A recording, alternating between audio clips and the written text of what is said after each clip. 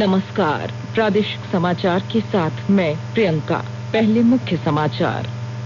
राष्ट्रपति रामनाथ कोविंद 74वीं स्वतंत्रता दिवस की पूर्व संध्या पर आज शाम 7 बजे राष्ट्र को करेंगे संबोधित। पिछले 24 घंटे के दौरान 629 नए कोरोना पॉजिटिव मिलने के साथ राज्य में संक्रमितों की कुल संख्या बढ़कर 20,950 पहुंची। रांची, जमशेदपुर, धनबाद और पलामू में कोरोना जांच को लेकर 17 अगस्त से चलेगा विशेष अभियान। 40,000 नमूनों की जांच का है लक्ष्य। और राज्यपाल द्रौपदी मुर्मू आज राजधानी रांची में झारखंड के नए प्रतीक चिन्ह का करेंगी अनावरण। अब समाचार विस्तार से। राष्ट्रपति रामनाथ कोविंद 74वीं स्वतंत्रता दिवस की पूर्व संध्या पर आज राष्ट्र को संबोधित करेंगे। यह संबोधन हिंदी में शाम 7 बजे से आकाशवाणी के सभी नेटवर्क और दूरदर्शन के सभी चैनलों पर प्रसारित किया जाएगा। हिंदी प्रसारण के बाद अंग्रेजी भाषा में इसका प्रसारण होगा। आकाशवाणी से राष्ट्रपति के संबोधन का क्षेत्रीय भाषाओं में क्षेत्रीय नेटवर्क पर रात 9:30 बजे से प्रसारण किया जाएगा। राष्ट्रपति के संबोधन का दूरदर्शन पर हिंदी और अंग्रेजी में प्रसारण के बाद दूरदर्शन के क्षेत्रीय चैनल क्षेत्रीय भाषाओं में इसका प्रसारण करेंगे।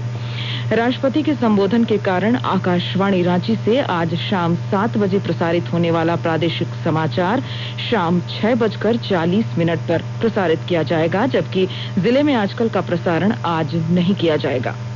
राज्य भर में पिछले 24 घंटे के दौरान 629 नए कोरोना पॉजिटिव मिले हैं। इसी के साथ राज्य में संक्रमितों की संख्या बढ़कर 20,950 हो गई है। इनमें से 13,013 मरीज स्वस्थ हो चुके हैं, जबकि सक्रिय मामलों की कुल संख्या 7,728 रह गई है। कोरोना से कल 5 लोगों की मौत हो गई। इसी के साथ राज्य में मृतकों की कुल संख्या 209 हो गई है। वहीं दूसरी ओर कल 601 लोगों को स्वस्थ होने के बाद अस्पतालों से छुट्टी दे दी गई है। कल मिले नए कोरोना संक्रमितों में पूर्वी सिंहभूम के 138, धनबाद के 79, रांची के 78, सरायकेला के 53, गुमला के 13 सहित अन्य जिलों के संक्रमित शामिल हैं। विश्व स्वास्थ्य संगठन ने कहा है कि खाद्य पदार्थ या पैकेजिंग से कोरोना वायरस के फैलने के कोई सबूत नहीं मिले हैं।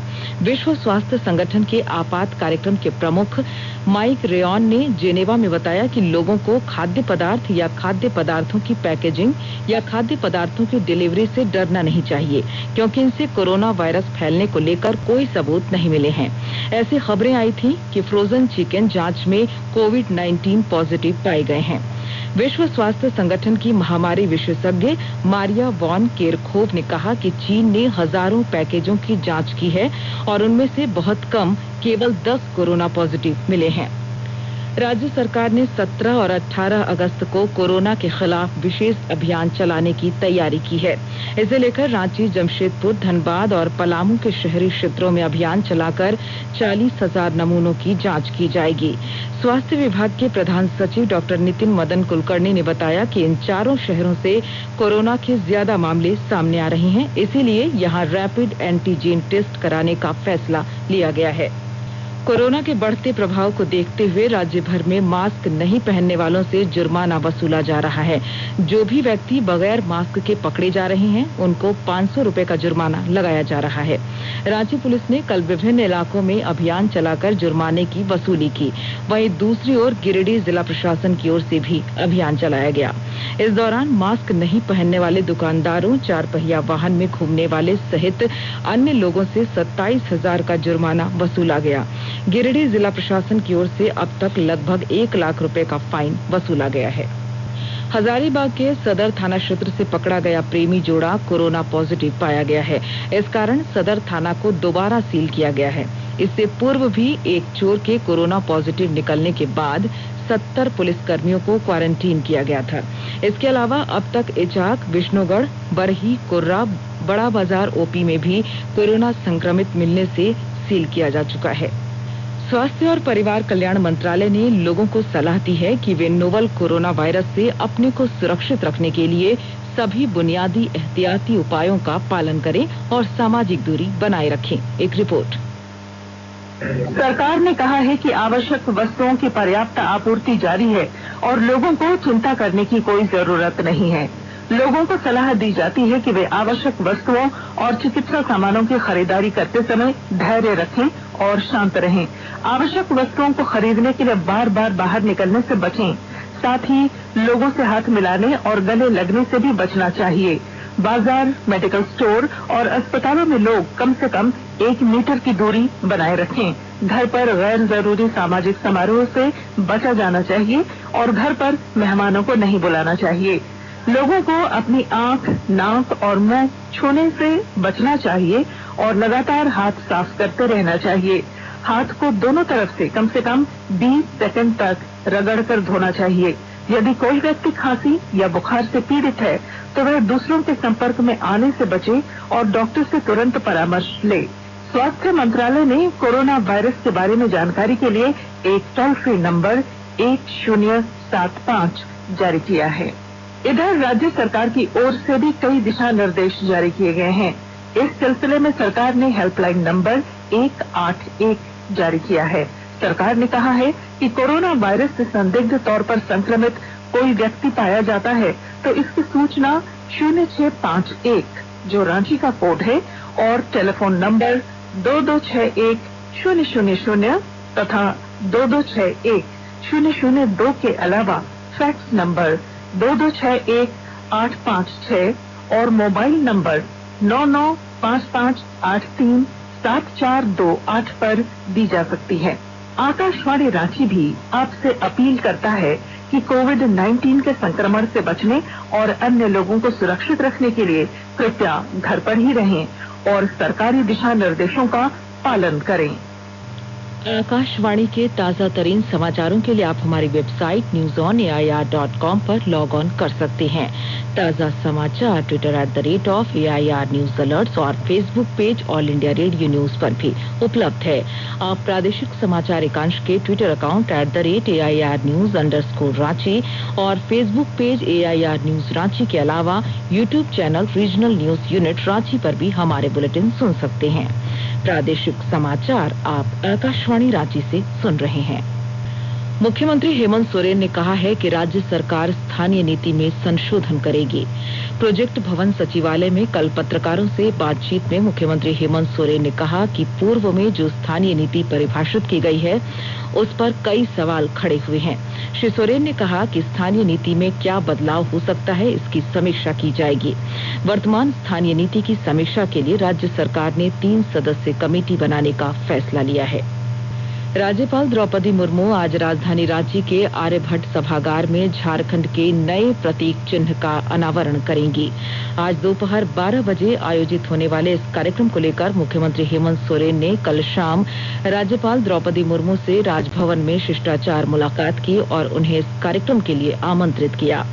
जैसा कि आपको मालूम है कि राज्य सरकार ने अपना नया प्रतीक चिन्ह तैयार किया है। इस पर कैबिनेट की भी स्वीकृति ले ली गई है। हालांकि इसमें कुछ बदलाव भी किए गए हैं। नए प्रतीक चिन्ह में 24 हाथी, 24 पलाश के फूल और अन्य चीजें भी 12 के गुणक में हैं। बोकारो के उपायुक्त राजेश कुमार सिंह ने जिले में संचालित जन कल्याणकारी योजनाओं के लक्ष्य को निर्धारित समय में पूरा करने का आदेश दिया है।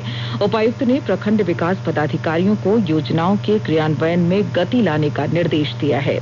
श्री सिंह कल शाम मनरेगा, प्रधानमंत्री आवास योजना, ग्रामीण एवं स्वच्छ भारत मिशन की समीक्षा कर रहे थे। उन्होंने बागवानी योजना के तहत पौधरोपण का कार्य बरसात रहते ही पूरा कर लेने का भी निर्देश दिया। पलामू टाइगर रिजर्व क्षेत्र में बाघों को ढूंढने के लिए नई पहल की जा रही है। बाघ देखे जाने की सूचना देने वाले को इनाम भी दिया जाएगा। विस्तृत ब्यौरा दे रहे हैं हमारे पलामू संवाददाता। प्रसिद्ध पलामू टाइगर रिजर्व के इलाके में मार्च के बाद बाघ नहीं दिखे हैं। इसको लेकर विभाग अत्यंत चिंतित है। विभाग अब बाघों को ढूंढने की नई कवायद शुरू कर रहा है। साथ ही बाघ देखे जाने पर सूचना पर इनाम भी घोषित किया है। दरअसल पलामू टाइगर रिजर्व के बेतला नेशनल पार्क में फरवरी में एक बाघिन की मौत हुई थी। उस दौरान 3 बाघों की मूवमेंट की खबर थी, लेकिन मार्च के बाद पीटीआर में बाघ नहीं देखे गए हैं। बाघों की तलाश के लिए पलामू टाइगर रिजर्व इलाके में 300 उच्च क्षमता वाले कैमरे लगाए गए हैं। एक वनरक्षी को 3 से 4 कैमरों की जिम्मेवारी दी गई है।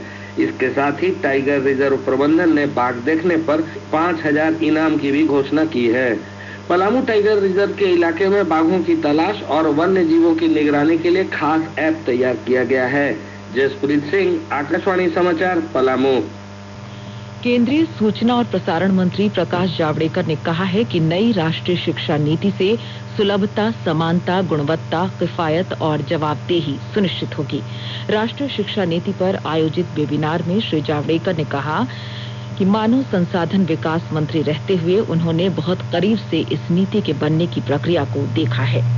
श्री जावड़ेकर ने कहा कि यह ऐसी शिक्षा नीति है जो भारत को आगे ले जाएगी। उन्होंने कहा कि जो विद्यार्थी स्कूली प्रणाली में नहीं आते, उनको भी इस प्रणाली में लाने का प्रयास किया गया है। श्री जावड़ेकर ने कहा कि इस समय करीब 3 करोड़ छात्र महाविद्यालय प्रणाली में हैं और नई शिक्षा नीति के तहत इस संख्या को दोगुना करने का लक्ष्य है। उन्होंने कहा कि अभी स्कूलों से निकलने वाले हर 4 में से 1 विद्यार्थी कॉलेज जाता है और नई शिक्षा नीति का उद्देश्य है कि स्कूलों से निकलने वाले हर 4 विद्यार्थियों में से 2 महाविद्यालयों तक पहुंचे। उन्होंने कहा कि इस नीति में उच्च शिक्षा में शोध और नवाचार पर जोर दिया गया है। इस वेबिनार का आयोजन विद्यापीठ विकास मंच, राष्ट्रीय युवा सहकारी सोसाइटी और पुणे विश्वविद्यालय की ओर से किया गया था। वित्त मंत्रालय ने सोशल मीडिया पर भारत का नया करदाता चार्टर नाम से प्रदर्शित किए जा रहे एक दस्तावेज को असत्य बताया है। मंत्रालय ने स्पष्ट किया है कि जो दस्तावेज सोशल मीडिया मंचों पर प्रसारित किया जा रहा है वह वास्तव में किसी अन्य देश का करदाता चार्टर है, भारत का नहीं है। मंत्रालय ने सलाह दी है कि नागरिकों को देश का वास्तविक करदाता चार्टर देखने के लिए वेबसाइट incometax.india.gov.in पर संपर्क करना चाहिए। खेल मंत्रालय कल से 2 अक्टूबर तक फिट इंडिया फ्रीडम रन का आयोजन कर रहा है। देश भर में आयोजित किए जाने वाला यह कार्यक्रम अपनी तरह का अनूठा आयोजन है। खेल मंत्री किरेन रिजिजू आज इस आयोजन की शुरुआत करेंगे।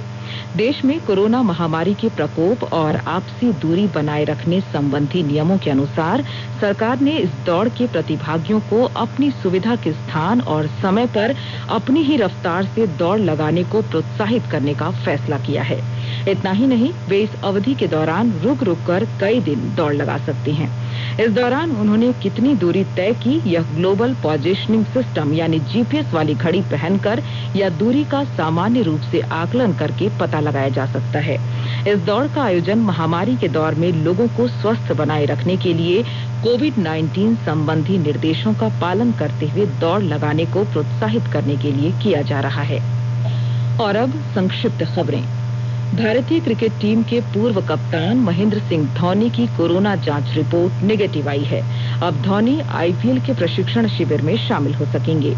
आईपीएल में शामिल होने से पहले सभी खिलाड़ियों को कोरोना जांच कराने का निर्देश दिया गया था। झारखंड के किसानों की ऋण माफी को लेकर कृषि मंत्री बादल पत्रलेख ने कल नेपाल हाउस सचिवालय में बैठक की। इस दौरान उन्होंने कहा कि इस योजना को लागू करने के लिए उच्च स्तरीय समिति का गठन किया जाएगा। और आइए अब सुनते हैं राज्य के प्रमुख अखबारों ने किन खबरों को प्रमुखता से प्रकाशित किया है। राज्य से प्रकाशित होने वाले लगभग सभी अखबारों ने आज प्रधानमंत्री नरेंद्र मोदी द्वारा आयकर सिस्टम में सुधार की घोषणा के साथ ईमानदार करदाताओं के लिए पारदर्शी कराधान ईमानदार का सम्मान की शुरुआत की खबर को प्रमुखता से प्रकाशित किया है। टैक्स सिस्टम में सुधार, करदाताओं को 3 बड़े अधिकार शीर्षक से खबर को प्रभात खबर ने पहले पन्ने पर जगह दी है। वहीं दैनिक हिंदुस्तान ने करदाताओं को आयकर दफ्तर के चक्कर से मुक्ति शीर्षक से खबर प्रकाशित किया है, जबकि रांची एक्सप्रेस ने इस खबर का शीर्षक संरचनात्मक सुधारों का सिलसिला नए पड़ाव पर लाया है। BS4 वाहनों के रजिस्ट्रेशन पर उच्चतम न्यायालय की अनुमति की खबर को दैनिक भास्कर ने पहले पन्ने पर जगह दी है, जिसका शीर्षक है 31 मार्च तक खरीदे गए BS4 वाहनों का हो सकेगा रजिस्ट्रेशन। झारखंड संक्रामक रोग अध्यादेश को राजभवन द्वारा वापस लौटाने की खबर को दैनिक जागरण ने पहले पन्ने पर प्रकाशित किया है। राजधानी रांची के रिम्स में कोरोना संक्रमित की बाथरूम में गिरकर मौत की खबर को अंग्रेजी दैनिक द टाइम्स ऑफ इंडिया ने पहले पन्ने पर जगह दी है। और राजस्थान में अशोक गहलोत और सचिन पायलट की मुलाकात की खबर को हिंदुस्तान टाइम्स ने प्रमुखता से प्रकाशित किया है। अंत में मुख्य समाचार एक बार फिर। राष्ट्रपति रामनाथ कोविंद 74वें स्वतंत्रता दिवस की पूर्व संध्या पर आज शाम 7 बजे राष्ट्र को करेंगे संबोधित। पिछले 24 घंटे के दौरान 629 नए कोरोना पॉजिटिव मिलने के साथ राज्य में संक्रमितों की कुल संख्या बढ़कर 20,950 पहुंची। रांची, जमशेदपुर, धनबाद और पलामू में कोरोना जांच को लेकर 17 अगस्त से चलेगा विशेष अभियान। 40,000 नमूनों की जांच का है लक्ष्य। और राज्यपाल द्रौपदी मुर्मू आज राजधानी रांची में झारखंड के नए प्रतीक चिन्ह का करेंगी अनावरण। इसके साथ ही आकाशवाणी रांची से प्रादेशिक समाचार का ये बुलेटिन समाप्त हुआ। नमस्कार। घर में रहिए, सुरक्षित रहिए और सुनते रहिए आकाशवाणी।